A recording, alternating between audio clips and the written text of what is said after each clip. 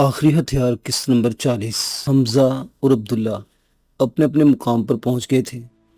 غلام رسول کو اضافی کام کرنا پڑا تھا، اس لیے منزل مقصود سے ابھی دور تھا۔ فلسطین کی سرزمین پر اس کی زندگی میں ڈرامائی موڑ آئے تھے۔ پروفیسر سلیم خمیس کی مدد کرنا اس کا فرض تھا، جسے اس نے بحسن و خوبی پورا کر دیا تھا۔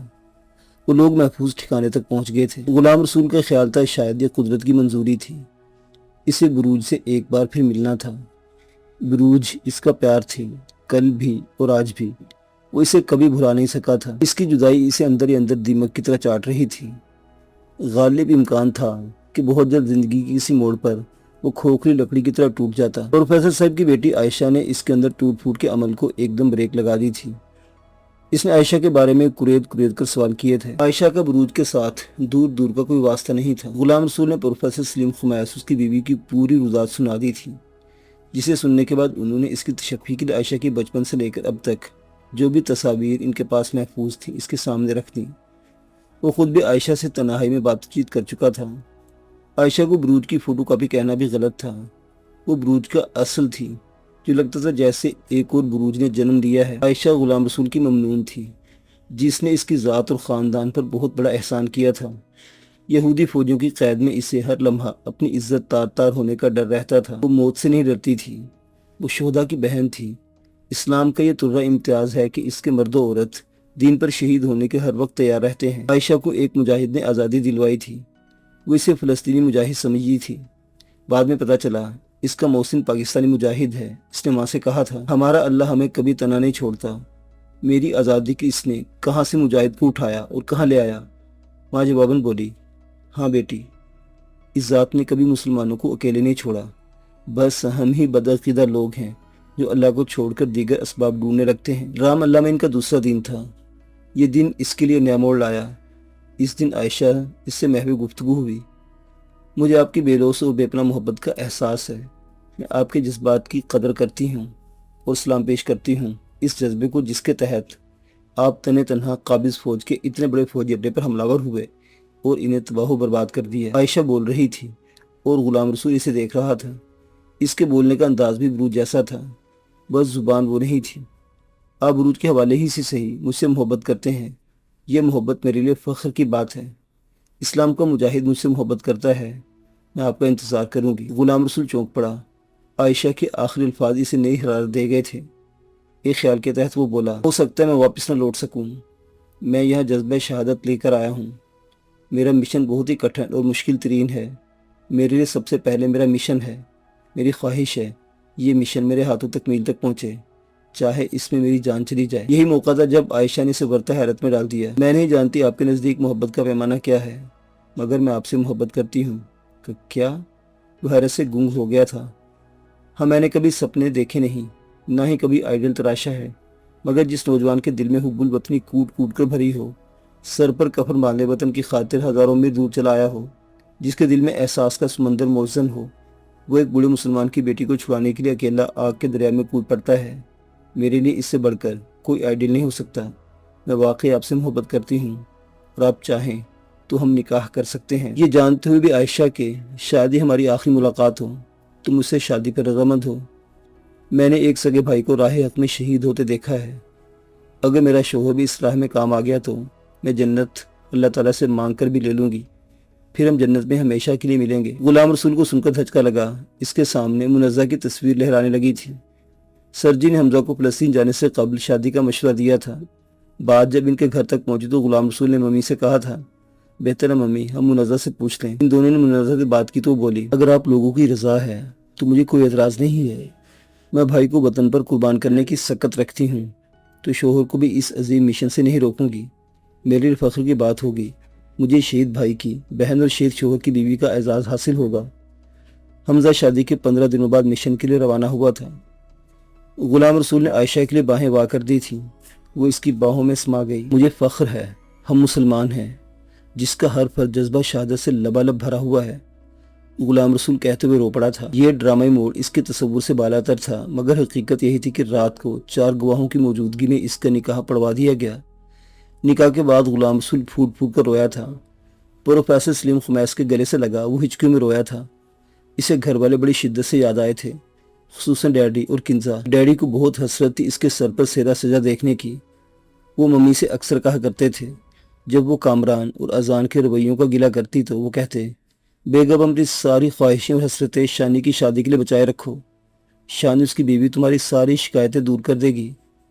آج ڈیڈی اور کنزا دنیا میں نہیں تھے، جو تھے حالات کی ستم ظریفی کے وہ انہیں خبر تک نہیں کر سکتا تھا۔ وہ کمرے میں داخل ہوا تو عائشہ ایشیائی لڑکوں کی طرح گھونگھٹ کرائے بیڈ کے وسط میں بیٹھی ہوئی تھی۔ غلام رسول نے اس کا گھونگھٹ اٹھا اور بولا، ہمارے ہاں دولہا جب دلہن کا گھونگھٹ اٹھاتا ہے تو اسے کوئی تحفہ دیتا ہے، اسے منہ دکھائی کی رسم کہتے ہیں۔ مجھے افسوس ہے عائشہ، میں ایسا نہیں کر سکتا۔ آپ کے لیے کوئی پابندی نہیں ہے، آپ بھی منہ دکھائی کی رسم ادا کر سکتے ہیں، مگر میرے پاس اس وقت تمہیں دینے کے لیے محبتوں کے سوا کچھ نہیں۔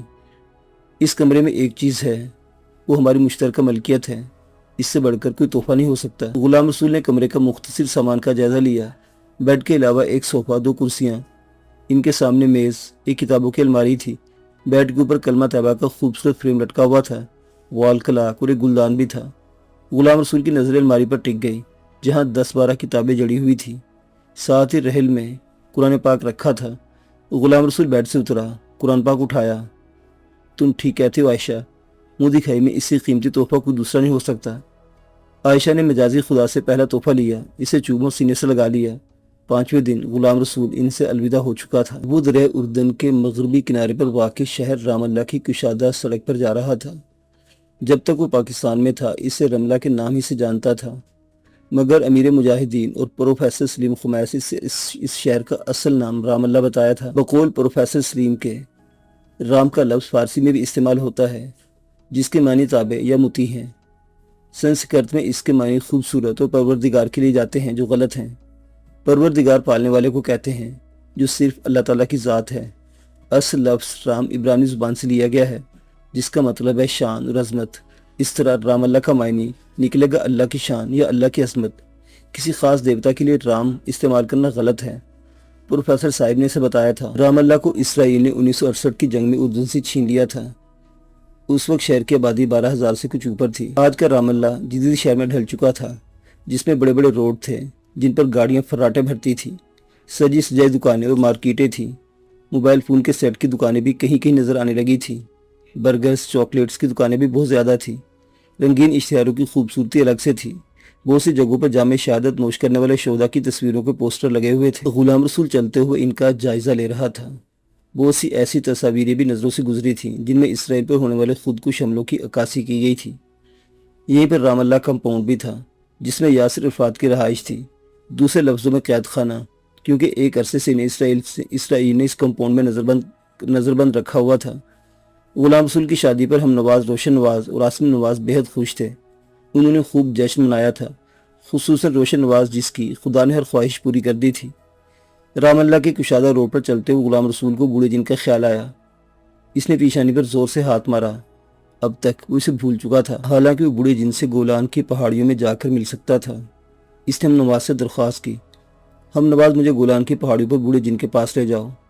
خلاف توقع ہم نواز فوراً مان گئے۔ وہ بولا، ٹھیک ہے شانی، آپ آنکھیں بند کریں۔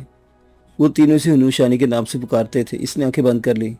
چند سیکنڈ بعد اسے ہم نواز کی آواز سنائی دی، آنکھیں کھولو شانی۔ وہ ابھی کچھ ہو جانے کی توقع کر رہا تھا، مگر وہ ہو چکا تھا جس کی وہ ذہنی طور پر تیاری کر رہا تھا۔ اس کے سامنے بوڑھا جن کھڑا ہوا تھا، وہ لمحوں میں گولان کی پہاڑیوں پر پہنچ چکا تھا۔ خوش آمدید شانی، مقدر ایک بار پھر تمہیں میرے سامنے لے آیا ہے۔ میں نے وعدہ کیا تھا جب کبھی فلسطین آیا آپ سے ملاقات ضرور کروں گا، کہتے ہوئے شانی کے ذہن میں ماضی کی فلم چلنے لگی تھی۔ ان پہاڑیوں میں جنات کے بچوں نے اس پر بہت انوکھے ظلم اٹھائے تھے، اسے طرح طرح کی اذیتیں دی تھیں اور تشدد کا نشانہ بنایا تھا، مگر یہیں سے اسے بہت کچھ ملا بھی تھا۔ ایک منظر جس کے لگن میں وہ یہاں تک آن پہنچا تھا، پرستار آوازیں اور روشنی کی زمین سے اٹھتا ہوا حالہ جس کی منزل سمجھ سے بالاتر تھی۔ ایک عرصے بعد اس پر یہ راز عیاں ہوا تھا، وہ آوازیں کیسی تھیں، وہ زمین سے آسمان کی طرف اٹھتا وہ روشنی کا حالہ کیا تھا۔ اس گھر میں ایک بزرگ ہستی کا کمرہ تھا، وہ روزانہ نماز تہجد ادا کرتا تھا۔ جب وہ تہجد پڑھتا تھا تب آسمان سے روشنی کا حالہ اس کے گھر کو اپنی لپیٹ میں لے لیتا تھا۔ وہ پراسرار آوازیں اصل میں روشنی کے حالے سے اٹھتی تھیں۔ ان آوازوں کو خوف کے سبب شانی سمجھ نہیں پایا تھا۔ وہ غالباً فرشتوں کی آوازیں تھیں جو نچلے آسمان پر اتر کر کہتے تھے، ہے کوئی بخشش کروانے والا؟ شانی کو یہ سب باتیں تب پتہ چلی جب وہ خالی گھر ہو چکا تھا۔ ہم نواز، روشن نواز اور آصم نواز سے آگے بھی انہی پہاڑوں میں ہوئی تھی۔ وہ منظر اسے کل کے دن کی طرح یاد تھا۔ وقت رخصت بوڑھی جنی سے کہا تھا، شانی ایک تحفہ دے رہا ہوں، اسے دیکھ بھال کر استعمال کرنا۔ ساتھ ہی بوڑھے جن نے اس کے دل پر ہاتھ رکھ دیا۔ لوگ اسے دل کہتے ہیں، گوشت پوست کا چھوٹا سا لوتھڑا، مگر ہزاروں لاکھوں خواہشات کا منبع۔ یہ انسان سے 4 ماہ پہلے وجود میں آتا ہے۔ جب یہ پیدا ہوتا ہے تب بالکل صاف و شفاف ہوتا ہے۔ ہمارے اعمال اسے وقت کے ساتھ ساتھ سیاہ یا پھر مزید روشن کر دیتے ہیں۔ میں اسے روشن نواز کہتا ہوں۔ بوڑھے جن نے اس کے دماغ کو چھوا۔ یہ جسم کا سربراہ ہے، دماغ سے کام لینے والے ہی کامیابی سے ہمکنار ہوتے ہیں۔ میں اسے ہم نواز کہتا ہوں۔ اس کے بعد جن نے اس کے سینے پر ہلکی سی چپت لگائی اور بولا، انسان کے اندر ایک ضمیر ہے جو اسے اچھے کاموں کی ترغیب دیتا ہے اور برے کاموں سے روکتا ہے۔ اسے مار دینے والے ہمیشہ ناکام رہتے ہیں۔ میں اسے عاصم نواز کا نام دے رکھا ہے۔ کبھی اسے مرنے نہ دینا۔ انسان ان تینوں سے باتیں کرتا ہے۔ یہ تمہارے ساتھ بھی باتیں کریں گے۔ ہاں البتہ ہم نواز میں ایک اضافی صفت ہے جو ہر انسان کے دماغ کو نہیں ملتی، میں تمہیں دے رہا ہوں۔ شانی آج پھر اسی بوڑھی جن کے روبرو کھڑا تھا۔ آج اسے بہت سے ادھورے سوالات کا پورا جواب چاہیے تھا۔ بوڑھے نے اس کے شانے تھپ تھپاتے ہوئے کہا، مجھے خوشی ہے شانی، تم نے روشن راہوں کا انتخاب کیا ہے۔ اندھیری راہوں کے مسافر نہیں بنے، من کے انسان بنے ہو اور اس کی منزل کی تلاش میں ہو۔ میں تو بس چلتا رہا ہوں، راہیں خود بخود متعین ہوتی گئی ہیں۔ میں نے تو ان کے صحیح یا غلط ہونے کا بھی مکمل ادراک نہیں رکھا، بس جو ہوا اللہ تعالیٰ کے فضل و کرم سے ہوا۔ شانی، تم نے بہت سے مقامات پر سرخ روئی حاصل کی ہے۔ شانی الجھ گیا۔ یہ بات بوڑھا جن اتنے وثوق سے کیسے کہہ سکتا ہے؟ کیا آپ جانتے ہیں یہاں سے جانے کے بعد مجھ پر کیا بیتی، یا میں نے کیا کیا کیا؟ ایک ایک پل کی رپورٹ میرے پاس ہے۔ جن نے اسے حیران کر دیا، مگر وہ کیسے؟ آپ تو توحید کے قائل ہیں، غیب کا علم صرف اللہ تعالیٰ کی ذات کو ہے، پھر آپ کیسے جانتے ہیں؟ جن اس کی بات پر مسکرا پڑا تھا۔ شانی، ہر انسان دل و دماغ سے باتیں کرتا ہے، تم بھی کرتے تھے، مگر ہر انسان دماغ سے جاسوسی کا کام نہیں لے سکتا۔ مگر تم ہم نواز سے کام لیتے تھے۔ کیسے؟ یہ کبھی سوچا تم نے؟ نہیں، یہ معمہ میں حل نہیں کر سکا۔ سوچ اور دماغ دو الگ الگ چیزیں ہیں۔ دماغ اپنی جگہ ساکت رہتا ہے جبکہ سوچ سفر کرتی ہے۔ اگر دماغ سفر کرنے لگے تو انسان پاگل ہو جائے۔ میں نے تمہارے ساتھ اپنے قبیلے کا ایک مسلمان جن مستقل لگا دیا تھا۔ تم جسے ہی ہم نواز یعنی اپنے دماغ کو حکم دیتے ہو، اس پر وہی مسلمان جن عمل کرتا ہے۔ جنات کو اللہ تعالیٰ نے یہ خصوصیات عطا کی ہیں، وہ پلک جھپکتے میں ادھر ادھر آ جا سکتے ہیں، اس لیے جن لمحوں میں تمہیں خبریں پہنچا دیتا تھا۔ اوہ! غلام رسول کے ذہن میں کوندے کی طرح خیال لپکا۔ اسے معلم عبد الرحمن کی بات یاد آ گئی تھی۔ انہوں نے یہی اصرار کیا تھا، غلام رسول تمہارے ساتھ جن ہے جو تمہارے حکم کی بجا آوری کرتا ہے۔ ہم نواز، میں تمہیں دیکھنا چاہوں گا، میرے سامنے آؤ۔ شانی، جنات کی کوئی واضح شکل نہیں، مگر یہ بات طے ہے، ہم نواز نے تمہارا ہر پل خیال رکھا، تب بھی جب تم نے چاہا اور تب بھی جو تمہارے علم میں نہیں، بوڑھے جن نے سے بتایا۔ ہم نواز نے اسے واقعی ہر لمحہ ہر پل خیال رکھا ہے۔ شانی، جب تھانے میں تم رسیوں کے ساتھ بندھے ہوئے تھے تب اس نے تمہیں کھولا تھا۔ نثارپور کی پہاڑیوں سے جب تم نیچے گرے تھے اسی نے تمہیں اٹھایا تھا اور وہاں پھینک دیا جہاں مچھیرے پہلے سے ایک لڑکی کی تلاش میں غوطہ زن تھے۔ جب حیدر عباس تم پر تشدد کر رہا تھا تب بھی تمہارے ہاتھ کھولنے والا یہی تھا۔ مجھے یہ ہر لمحہ حالات سے باخبر رکھتا تھا۔ تو پھر خدا کے لیے میری زندگی کی سب سے بڑی الجھن بھی دور کر دیجئے۔ بروج میرے لیے معمہ ہے، آپ مسلمان ہیں، میں اللہ تعالیٰ کا واسطہ دیتا ہوں، اگر آپ کو اس معاملے میں کچھ پتہ ہے تو مجھے بتائیے۔ اس کی آنکھوں میں آنسو آ گئے تھے۔ شانی، جس بروج کو تم پیار کرتے تھے وہ بروج انسان تھی ہی نہیں۔ کیا؟ شانی اچھل پڑا۔ انسان نہیں تھی؟ میں سمجھا نہیں۔ گوریا بستی کی بروج دریا میں گر کر موت کا شکار ہو چکی تھی۔ جو بروج مچھیروں کو ملی وہ اس کا روپ تھا جو شیطان نے تمہیں پھنسانے کے لیے دھارا تھا۔ شیطان؟ ہاں شیطان، جو مسلمان کے ساتھ ہمہ وقت رہتا ہے، اسے گمراہ کرتا ہے، اس کے دل میں وسوسے پیدا کرتا ہے، وہ بھی شیطان تھا جس نے بروج کا روپ لیا تھا۔ اب یہ اتفاق کی بات ہے، اللہ تعالیٰ نے ایک ہی شکل کی 2 لڑکیاں پیدا کر رکھی تھیں، ایک گوریا بستی کی بروج اور دوسری المنارہ کی عائشہ جسے تم نے گولی سے بھون ڈالا۔ وہ شیطان مردود تھا جو اب کسی نئے روپ میں تمہارے ساتھ ہوگا اور تاحیات رہے گا۔ اس سے بچنے کی تدبیریں ہمیں اللہ تعالیٰ اور اس کے پیارے نبی حضرت محمد صلی اللہ علیہ وسلم نے بتا دی ہیں، سو جب تک تم زندہ ہو انہی پر عمل پیرا رہنے کی کوشش کرنا۔ غلام رسول نے طویل سانس خارج کی۔ وہ سارا ماجرا سمجھ گیا تھا۔ طارق اور سرجی کی تمام باتیں درست تھیں۔ शानी, ये तुम्हारी बेलौस मोहब्बत का नतीजा है। अल्लाह ताला ने आयशा की सूरत में तुम्हारा प्यार तुम्हें लौटा दिया है। जी हाँ, मैं इसके लिए अपने रब का जितना भी शुक्र बजा लूँ कम होगा, शानी ने जवाब दिया। फिर थोड़ा तवक्कुफ के बाद बोला, मेरी ज़िंदगी पर आपके बहुत से एहसानात हैं। ऐन मुमकिन है कोई ऐसा मौका आए मैं इनका बदला चुका दूँ, मगर मैं आपसे एक एहसान का ख्वाहिशमंद हूँ। कौन सा एहसान? मुझे मुसाद हेड क्वार्टर पहुँचना है, जो कि यहाँ से बहुत दूर है। रास्ते के खतरात से आप बखूबी वाकिफ़ होंगे। मुझे मेरी मंजिल पर पहुँचा दें। इसकी बात सुनकर बूढ़ा जिन बोला, हम नवाज ने मुझसे वादा लिया था, शानी जब तक पाकिस्तान में रहेगा साथ रहूँगा। अगर फ़लस्तीन पलट आया तो फिर साथ जाने का पाबंद नहीं रहूँगा। वादा के मुताबिक यहाँ आने के बाद हम नवाज यानी मेरा मुंतखब करदा जिन तुम्हारे साथ नहीं जाएगा। इसे फ़लस्तीन की सरजमीन से बेहद प्यार है। ये कहता है रोज़े क़यामत मेरे फ़लस्तीन की सरजमीन बख्शिश का सबब बनेगी। मैं हम नवाज को साथ ले जाने की ज़िद नहीं करता। मुझे आप खुद मुसाद हेड क्वार्टर पहुँचा दें, इसके बाद हमारी राहें जुदा जुदा हैं। बूढ़ा जिन खामोश हो गया। हम नवाज की आवाज़ सुनाई दी, शानी बहुत साल तुम्हारे साथ गुजारे, मुझे तुम्हारी क़ुर्बत में खुशी महसूस होती है। तुम्हारी मोहब्बत में मैं तुम्हें आखिरी मंजिल तक पहुंचा देता हूं। इसके बाद हम हमेशा के लिए जुदा हैं। शानी गोलान की पहाड़ियों में सजदा रेज़ हो गया। इसने अपनी कामयाबी के लिए अल्लाह ताला से रो रो कर दुआ मांगी। बूढ़े जिन को अलविदा किया और हम नवाज के हुक्म पर आंखें बंद कर ली।